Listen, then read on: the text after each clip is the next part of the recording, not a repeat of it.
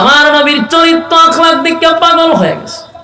আমার নবীর চরিত্রটা ছিল আজিম। বলুন কি চরিত্র? আজিম চরিত্র, যার চরিত্রের সার্টিফিকেট আমার আল্লাহ কোরআনে দিছে। ওয়া ইন্নাকা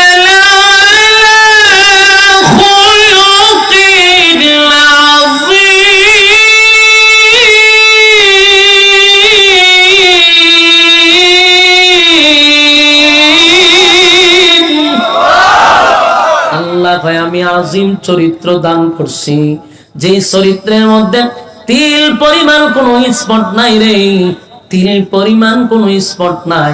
নবীর চরিত্র দেখা পাগল পাগল হইয়া 1000 মুনাফিক নবীর সামনে আইসা দাঁড়াইছে। দাঁড়ায়া কয়, পয়গম্বর, দুশমনের প্রতি যদি আপনার এত ভালোবাসা হয়, আমরা যদি আপনার বন্ধু হতে চাই, আমাদের প্রতি আপনার কেমন মায়া হবে? যার জানাজা পড়াইছেন সে হইল আমাদের লিডার, সে হইল মুনাফিকের সর্দার, আমরা ছিলাম তার ছাত্র, তার নেতৃত্বে আপনার ক্ষতি করলাম, তার নেতৃত্বে ইসলামের 12টা বাজাইলাম। আজকে আপনার চরিত্র আর আখলাক দেখে পাগল হয়ে গেছি। আমরা ভুল করছি, অন্যায় করছি, অপরাধ করছি, আর এমন ভুল করতে চাই না গো নবী। পড়া দেন লা ইলাহা ইল্লাল্লাহু মুহাম্মাদুর রাসূলুল্লাহ সাল্লাল্লাহু আলাইহি ওয়াসাল্লাম। কালেমা পড়া দিল। 1000 মুনাফিক কালেমা পড়ে ঈমান আনলো রে। একটা মুনাফিক হইয়া আমার নবীর জুব্বা পাইল, গোটা জানাজার মাঠে কান্নার রুল পড়ে গেছে। কেমনে রে? আমার নবীর জুব্বাটা কইলা একটা টাটকা শয়তান রে দিয়া দিছে। কথা বলছে আল্লাহর পয়গম্বর, তাদেরকে জুব্বা পড়ায়া দিছে। সাহাবীরা দেখে কান্না শুরু করছে, যাই হায় আমরা সাহাবী হইতে জুব্বা পাইলাম না। টাটকা মুনাফিকে জুব্বা পাইলো, কান্নার রোল পড়ে গেছে। আল্লাহর নবী এর ভিতরে জানাজার জন্য প্রস্তুতি নিছে, জানাজার জন্য দাঁড়ায়া গেছে। কথা কি বুঝতেছেন? ওইদিকে উমর আসমানের দিকে তাকাই দিছে, সাহাবীরা কান্না শুরু করছে, আর নবী জানাজা শুরু করেছে। জানাজা শুরু করে দিল, সবাই জানাজায় শরীক হয়েছে। জানাজা তো হয়েই গেল, জানাজা কমপ্লিট কইরেই ফেলাইল। হযরত ওমরের মনটা বড় খারাপ, এত বড় মুনাফিকের জানাজাটা আমার আল্লাহ পড়তে দিল, মনটা বড় খারাপ। কিন্তু জানাজা পড়ার পরে সাহাবীরা কান্দে আর বলে, নবী গো, এত বড় মুনাফিকরে আপনি নবীর জুব্বাটা দিলেন কাফন স্বরূপ পড়ায়া দেওয়ার জন্য, বরদাস্ত করতে পারলাম না গো পয়গম্বর। আল্লাহর নবী তখন বলে, সাহাবীরা শুন, আমি কেন তারে জুব্বা পরাইলাম, কেন মুখে তুতু দিলাম? 1 নাম্বার হলো আমি তুতু দিছি, আমি নবীর তুতুর বরকতে যেন আল্লাহ তারে মাফ করে দেয়। 2 নাম্বার হলো তারে জুব্বা কেন দিলাম জানোনি? এই জুব্বা দেওয়ার কারণ হলো বদরের যুদ্ধে আমার অসংখ্য সাহাবীরা শাহাদাত বরণ করছে, এদের মধ্যে আমার চাচাও শাহাদাত বরণ করছিল। সাহাবীদেরকে যে কাফন দাফন করব, আমরা যে তাদেরকে মাটি দিব, সাহাবীদেরকে কাফন পরাবো, শরীরে কাপড় নাই, কাপড় নাই, কেমনে কাপড় পরাবো? তাই অনেক সাহাবীরা নিজের শরীরের জুব্বা খুলে খুলে খুলে খুলে সাহাবীদেরকে কাফন পরায়া দিছে। এর মধ্যে একজন ছিল আমার চাচা আব্বাস রাদিয়াল্লাহু তাআলা আনহু। উনি ছিল মোটা লম্বা, যার তার কাপড় আমার চাচার শরীরে লাগে না। সাহাবীরা চেষ্টা করছে, কিন্তু তাদের শরীরের কাপড় আমার চাচার শরীরে লাগে না। কিন্তু সেই আব্দুল্লাহ ইবনে উবাই ইবনে সুলুল মুনাফিকের লিডার সেদিন সেখানে দাঁড়ানো ছিল। শরমে হোক লজ্জায় হোক নিজের জুব্বাটা খুলছে, কারণ সেও ছিল মোটা লম্বা, তাই তার কাপড়টা নবীর চাচার শরীরে লাগবে। তাই শরমেই হোক লজ্জাই হোক সেদিন নিজের জুব্বাটা খুলে নবীর চাচারে কাপন স্বরূপ পড়ায়া দিছিল। কথা কি বুঝছেন? কি বুঝছেন? মুনাফিকরা নবী এমনি জুব্বা পড়াইছে, নবী জুব্বা পড়াইছে। নবী কয় আমি রেনি ছিলাম, আমার চাচারে সে জুব্বা পড়ায়া গেছে, আমি নবী রেনি ছিলাম, তাই আজকে আমি নবীর জুব্বাটা তারে পড়াইয়া আমি নবীর ঋণ থেকে মুক্ত হলাম। এই যুবক ভাইরা, এই দৃশ্য দেখে 1000 মুনাফিক তারা কি জানাজা পড়ার জন্য আসছিল? তাহলে কেন আসছিল? জানাজা দেখার জন্য আসছিল। এই মুনাফিক কিন্তু জানাজার মাঠে উপস্থিত ছিল। তারা এই দৃশ্য দেখা তারা নিজেরাই অবাক হয়ে গেছে। তারা বলা বলি করতে লাগলো, কার বিরোধিতা করলাম, জীবনটা বর কার বিরোধিতা করলাম রে। আমাদের নেতার কথা শুই না, আব্দুল্লাহর পুত্র মুহাম্মদের বিরোধিতা জীবনটা বর করলাম। উনার মতো ভালো মানুষ, উনার আখলাক আর চরিত্র দেখা এখন 1000 মুনাফিক পাগল হয়ে গেল। মুনাফিকদের বক্তব্য হলো, যে লোকটার নেতৃত্বে আমরা মুহাম্মদের ক্ষতি করলাম, মুহাম্মদের ইসলামের 12টা বাজাইলাম, কত সাহাবী শাহাদাত বরণ করলো তার চক্রান্তের কারণে। আজকে এত বড় দুশমন রে আব্দুল্লাহর পুত্র মুহাম্মদ নিজের মুখে তুতো লাগায়া দেয়, নিজের জুব্বাটা খুলে পড়ায়া দেয়। তার দুশমনের প্রতি যদি এত মায়া হয় গো, দুশমনের প্রতি যদি এত মায়া হয় রে, আমরা যদি তার বন্ধু হয়ে যাই তাহলে আমাদের প্রতি তার মায়াটা কেমন হবে? সুবহানাল্লাহ। 1000 মুনাফিক সিদ্ধান্ত নিল নবীর চরিত্র আর আখলাক দেখা। সুবহানাল্লাহ। আমার নবীর চরিত্র আখলাক দেখে পাগল হয়ে গেছে। আমার নবীর চরিত্রটা ছিল আযীম। বলুন কি চরিত্র? আযীম চরিত্র, যার চরিত্রের সার্টিফিকেট আমার আল্লাহ কোরআনে দিয়েছে। ওয়া ইন্নাকা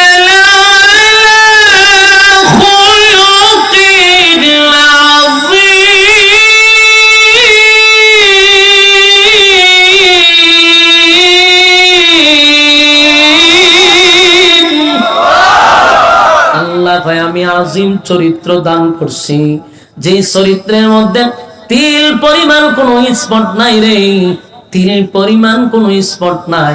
নবীর চরিত্র দেখা পাগল হইয়া 1000 মুনাফিক নবীর সামনে আইসা দাঁড়াইছে। দাঁড়ায় কয়, পয়গম্বর, দুশমনের প্রতি যদি আপনার এত ভালোবাসা হয়, আমরা যদি আপনার বন্ধু হতে চাই, আমাদের প্রতি আপনার কেমন মায়া হবে? যার জানাজা পড়াইছেন সে হইল আমাদের লিডার, সে হইল মুনাফিকের সর্দার, আমরা ছিলাম তার ছাত্র, তার নেতৃত্বে আপনার ক্ষতি করলাম, তার নেতৃত্বে ইসলামের 12টা বাজাইলাম। আজকে আপনার চরিত্র আর আখলাক দেখে পাগল হয়ে গেছি। আমরা ভুল করছি, অন্যায় করছি, অপরাধ করছি, আর এমন ভুল করতে চাই না গো নবী। পড়া দেন লা ইলাহা ইল্লাল্লাহু মুহাম্মাদুর রাসূলুল্লাহ সাল্লাল্লাহু আলাইহি ওয়াসাল্লাম। কালেমা পড়া দিল 1000 মুনাফিক, কালেমা পড়ে ঈমান আনলো রে। মরল কয়টা? কথা হয় না, মরছে একটা, কালেমা পড়ছে কয়টা? মরলো একজন, কালেমা পড়লো 1000। এবার সব সাহাবীরা মোটামুটি খুশি যে মরছে একটা, কালেমা পড়ছে 1000, সবাই খুশি। কিন্তু হযরত ওমর এখনো খুশি হতে পারল না। হযরত ওমরের বক্তব্য হলো, নবী যাই না শুই না কেমনে রে, এত বড় একটা মুনাফিকের জানাজা নবী পড়াইল, কোনোভাবেই উমরের ভিতরে শান্তি নাই। তাই সবাই জানাজা শেষ, যার যার মতো বাড়িতে চলে যায়। কিন্তু উমর জায়গায় বৈশা রইছে, বৈশা বৈশা চিন্তা করতেছে, আমার নবী কেমনে রে মুনাফিকের জানাজাটা পড়াইলো, আর আমার আল্লাহ মাঝখানে বাধা দিল না, আয়াত নাজিল করলো না। ওমরের চিন্তায় আসমানের দিকে তাকায় আছে। হঠাৎ করে ওমর তাকায়া দেখে আল্লাহর হাবিব লাশের পেছনে পেছনে পেছনে পেছনে হাঁটে আর কবরের সামনে যায়। হযরত ওমর এবার তো রাগান্বিত হয়ে গেল, লাফ দিয়ে দাঁড়ায়া গেছে। আর আশ্চর্য হইয়া বলে, মালিক, আপনি না হয় জানাজার নামাজের কথা নিষেধ করেন নাই, তাই আপনার বন্ধু জানাজার নামাজ পড়ায়া দিছে, কিন্তু এখন আপনার বন্ধু কবরে কেন যায় গো? কবরে গিয়া তো এখন আপনার বন্ধু দোয়া করবে, দোয়া করবে, দোয়া করবে। আর দোয়া যে নিষেধ, এটা তো আগেই নাজিল কইরা রাখছেন। এখন তো আপনার বন্ধু বলতে পারবে না যে আপনি নিষেধ করেন নাই, কারণ মুনাফিকের জন্য দোয়া নিষেধ আপনি আগেই জানায়া দিছেন।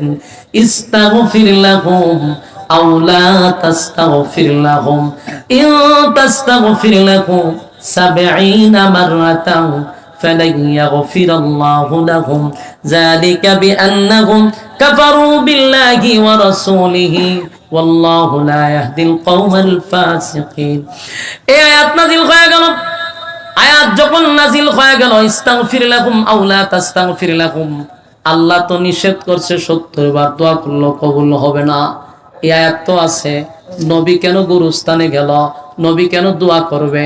ওমর এখন পেরেশানির মধ্যে পড়ে গেল, আর বারবার আসমানের দিকে তাকায় বলে, মালিক, আর বরদাস্ত করা যায় না গো। আয়াত তো নাজিল করলেন যেন কোনদিন আর মুনাফিকের জন্য দোয়া না করে, কিন্তু আপনার বন্ধু কবরে যায়। হঠাৎ করে তাকায়া দেখে আল্লাহর হাবিব মুনাফিকরে দাফন করার পরে মাটি দেওয়ার শেষে এখন নবী দুইটা হাত তুলে দোয়া করবে। ঠিক এই মুহূর্তে হযরত ওমর আসমানের দিকে তাকায় হয়, আল্লাহ আয়াত কিন্তু নাজিল করছেন, মুনাজাতের বিরুদ্ধে কিন্তু আয়াত নাজিল করছেন, আর আপনার বন্ধু এখন মুনাজাত করব, সিদ্ধান্ত হন আপনার। ওমরে বারবার আসমানের দিকে তাকা, আল্লাহ মুনাফিকের জানাজা পড়াইতে পারে না, এরপরও পড়াইলো।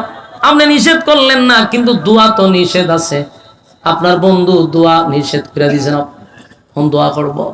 নবীজি যেই মাত্র দুইটা হাত উত্তোলন করবে, আল্লাহ তখন সাথে সাথে জিবরাইল পাঠায়া দিছে।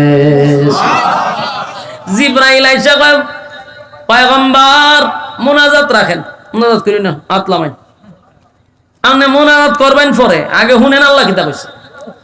সাথে সাথে আয়াত নাযিল হয়ে গেল। পয়গম্বর দোয়া করতে পারলো না, হাত লামায়া দিল।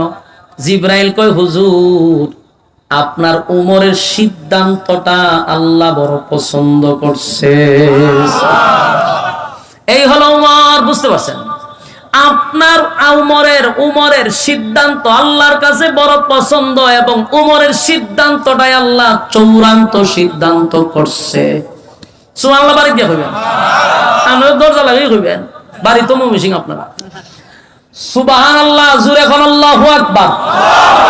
বিষয়টাকে একবার ভাবছেন, হযরত উমর বইয়া বইয়া চিন্তা করে আসমানের পাইছে আল্লাহর সাথে কথা কয়, আল্লাহ উমরের সিদ্ধান্তটা চূড়ান্ত সিদ্ধান্ত করছে। সুবহানাল্লাহ। আয়াত নাযিল হয়ে গেছে, আয়াত নাযিল হয়ে গেছে। এখন আল্লাহ যে আয়াত নাযিল করছে, এটা হলো জানাজার বিরুদ্ধে।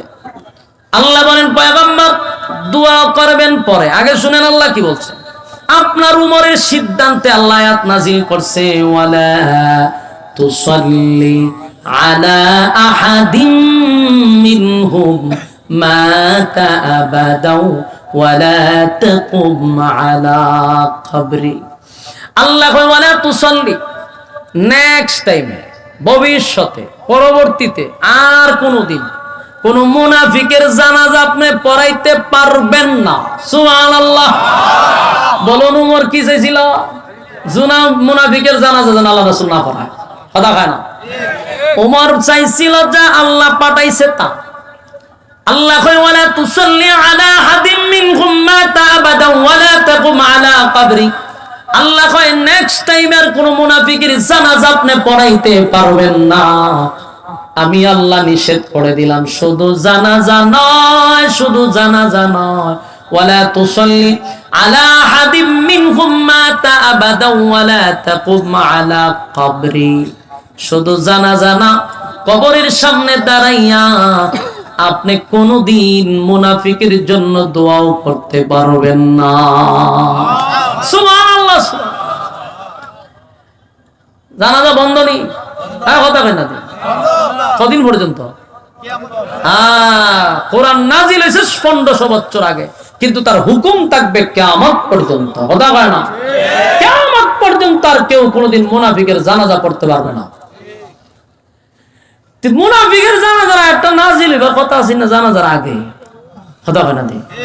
জানাজার পরে দিয়েছে, আগে যদি নাজিল হইতো তো জানাজা বন্ধ হয়ে যাবে।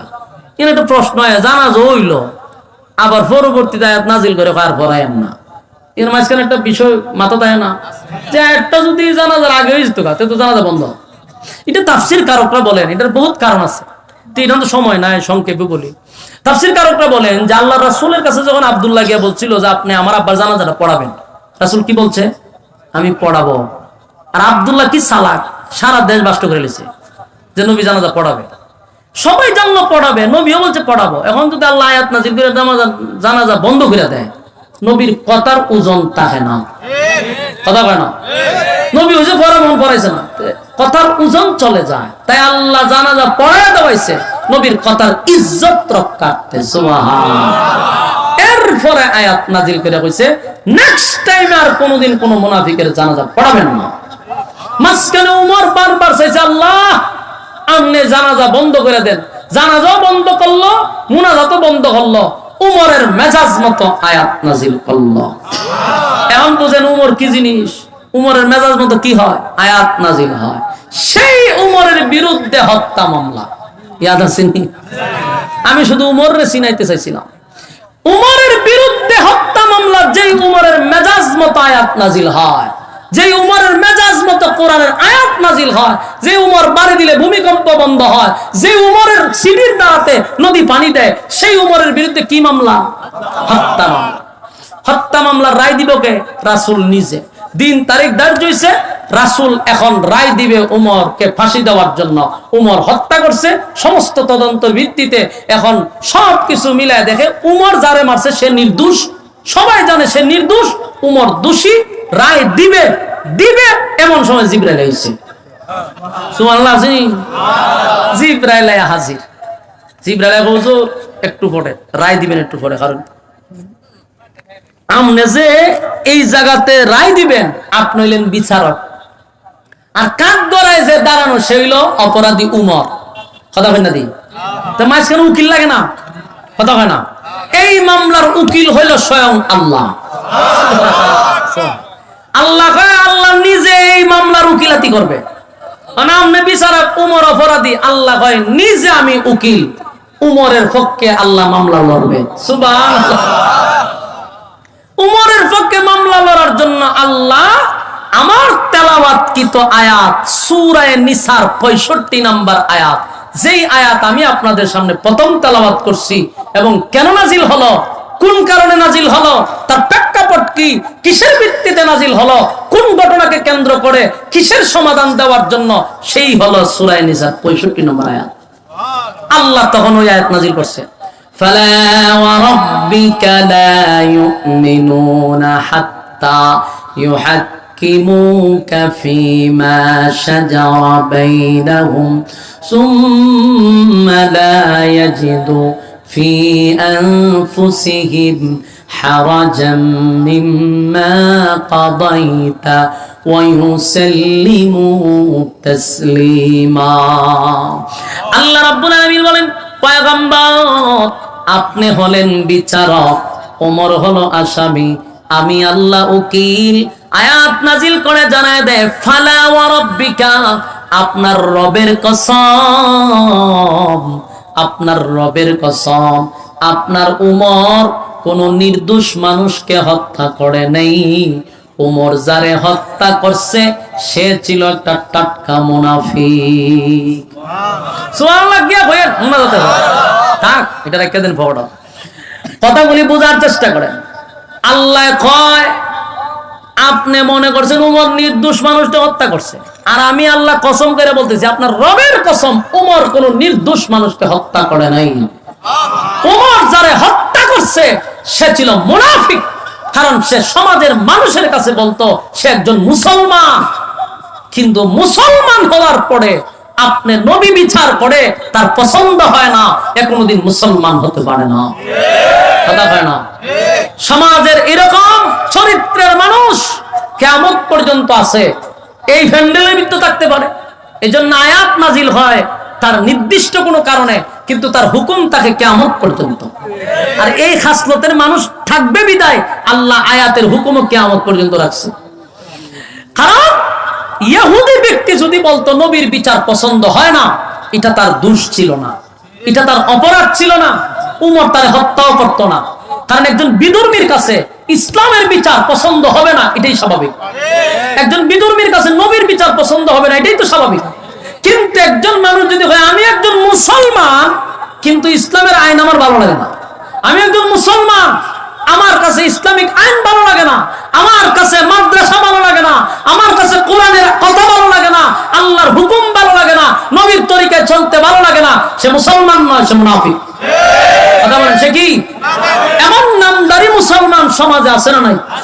দাড়ি আছে, টুপি আছে, নামাজ আছে, সব আছে, কিন্তু কোরআনের আইন মানতে তার ভালো লাগে না, নবীর তরিকা অনুযায়ী জীবন যাপন করতে তার ভালো লাগে না। আছে না নাই? কিন্তু দাবি করে কি মুসলমান। নবীর তরিকা মানে না, আল্লাহর হুকুম ভালো লাগে না, নিজের দাবি করে হে মুসলমান। এরা হলো নামদারি মুসলমান, এরা হলো মুনাফিক। আল্লাহ কয় উমর কোন নির্দোষ মানুষকে মারে নাই, সে একটা দোষী মানুষকে হত্যা করছে, কারণ সে মানুষের সামনে বলে বেড়াইতো সে একজন মুসলমান, কিন্তু আসলে সে আদতে ঈমান আনে নাই, সে ছিল মুনাফিক। তাই উমর মুনাফিককে হত্যা করছে, একটা ভাইরাস দূর করছে। উমরের পক্ষে আমি আল্লাহ রায় দিছি, উমর নির্দোষ। মামলা শেষ। কথা হয় না? আল্লাহ কইলে মামলা লড়ার ক্ষমতা পৃথিবীর কারো আছে? কথা হয় না? তাহলে আপনি যখন সৎ পথে থাকবেন, নিজের ইমানদার যদি দাবি করেন, তাহলে তার বাস্তবতা আপনার মধ্যে দেখা যাইতে হবে। কথা হয় না? আপনার মুখের কথা, বুকে আরেক জিনিস। আমরা তো মুনাফিক। এরকম মুনাফিকে খাসলত যাদের ভিতরে থাকবে, তাদের জায়গা হবে আব্দুল্লাহ ইবনে উবাই ইবনে সুলুলের সাথে। আমরা কি রাজি আছি মাইন্না সরবা যায় তুলে দোয়া না করে জায়গা ভাত খাইছেন, হাত ধুইছেন না তো সমান, ওয়াজ শুনছেন, মোনাজাত করছেন না, আর ভাত খাই হাত ধুইছেন না, দুটো সমান। হাত তুলে বলেন আমরা এই মুনাফিকি খাসলত ভিতরে রাখবো? আপনারা মাদ্রাসা মসজিদ রে মহব্বত করেন তো? এটা কি খালি মুখেও না অন্তরেও আছে? যদি খালি অন্তরে না দেখে আর মুখে দেখে দিলে মুনাফিক। বলুন আপনাদের মুখে বুকে সব সমান নি? কথা হয় পরীক্ষা করতাম নি? করতাম? বিসমিল্লাহ করেন, পকেটে হাত ঢোকান, ঢোকান পকেটে হাত বাইর করেন। বুকে আর মুখে যদি সমান হয়, টেকা থাকলে বাইর করবেন, একজনের দ্বারা নাইতে বেড়া করতে দিব, আর যদি টাকা দিলে বাইর করে দিব। যান কয়েকজন যান, যান যার পকেটে যা আছে, যতটুকু আছে মাদ্রাসা, খালি শরীক হন, জলদি করেন। কেউ খালি হাতে যাবেন না, কেউ খালি হাতে যাবেন না। পকেটে টাকা থাকলে দাবি, আর না থাকলে করতে দিত, থাকলে দাবি আছে, দিতে আছেন।